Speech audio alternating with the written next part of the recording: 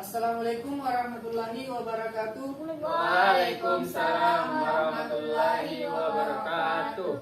Apa kabar anak-anak sekalian? Baik, Pak. Ya, sebelum memulai pelajaran pada hari ini, alangkah baiknya kita membaca doa terlebih dahulu yang dipimpin oleh Muhammad Aksa. Sebelum kita memulai pelajaran, ada baiknya kita berdoa. Berdoa dimulai. Berdoa selesai. Ya, sebelum memasuki materi terlebih dahulu, saya akan mengabsen.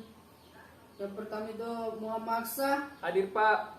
Nur Raisya, Hadir, Pak. Nunu, Hadir. Aci, Hadir. Waode, Ada, Pak. Tasya. Izin keluar, Pak.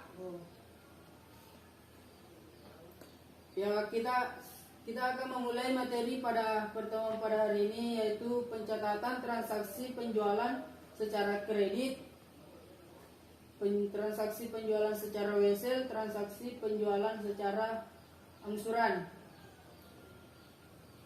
Pertama, sebelum kita memasuki materi yang pertama, apakah ada anak-anak sekalian yang mengetahui transaksi penjualan secara kredit itu apa? Iya, Pak. Kalau tidak ada, saya akan menjelaskan.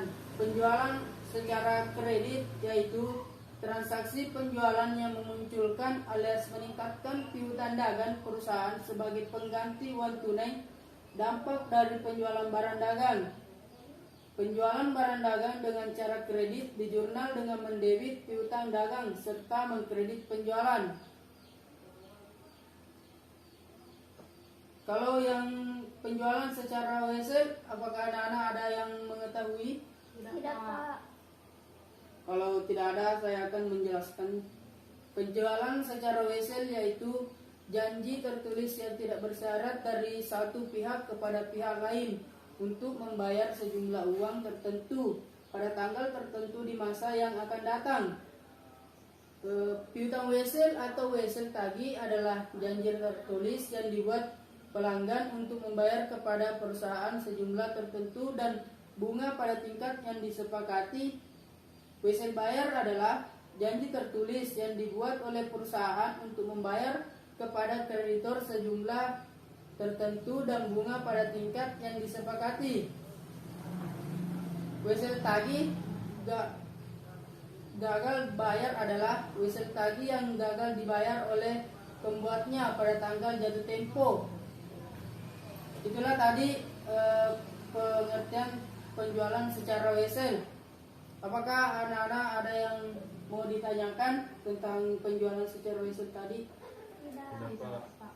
Kalau tidak ada, kita lanjut kepada materi selanjutnya.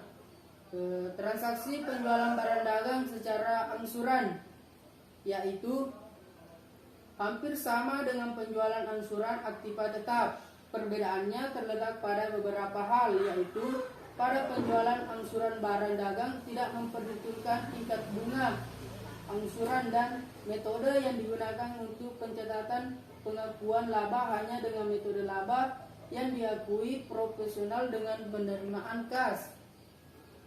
Seperti halnya pada penjualan angsuran aktiva tetap, untuk penjualan angsuran barang dagang mempunyai ketentuan, yaitu sebelum untuk melanjutkan materi, apakah anak-anak sekalian ada yang mengetahui ketentuannya seperti apa?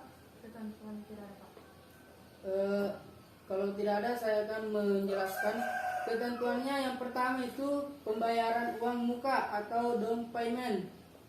Pembayaran uang muka ini dilaksanakan secara tunai yang jumlahnya sebesar persentase tertentu dengan harga jual barang dagang atau sebesar jumlah rupiah yang telah ditentukan. Yang kedua, pembayaran uang tunai periodik sebagai pembayaran angsuran. Besarnya pembayaran angsuran ini telah ditentukan sejumlah sebelumnya atau dapat juga ditentukan besar kecilnya tergantung pada lamanya jangka waktu angsuran. Sebelum melanjutkan materi, apakah anak-anak ada yang mengetahui ketentuan akuntansi untuk penjualan angsuran barang dagang? Tidak juga, Pak. Tidak ada. Kalau tidak ada, saya akan menjelaskannya. Laba diakui sebesar persentase laba kotor dikalikan kas yang direalisasi dari penjualan angsuran atau proporsional dengan penerimaan kas. Selanjutnya, piutang penjualan dan LKBD untuk penjualan angsuran diberi tanda tahun terjadinya agar dapat diidentifikasikan dengan jelas hubungannya dengan laba kotor yang direalisasi pada tahun yang bersangkutan dengan piutang tersebut. Selanjutnya, pencatatan persediaan barang dagang dapat menggunakan metode fisik atau metode perpetual. Itulah tadi materi yang sempat kita bahas pada pertemuan pada hari ini. Apakah ada pertanyaan untuk mengenai materi yang kita bahas pada hari ini? Kalau tidak ada, Bapak akan menutup pertemuan pada hari ini. Sekian, assalamualaikum warahmatullahi wabarakatuh. Waalaikumsalam. warahmatullahi wabarakatuh. Kesimpulan kami.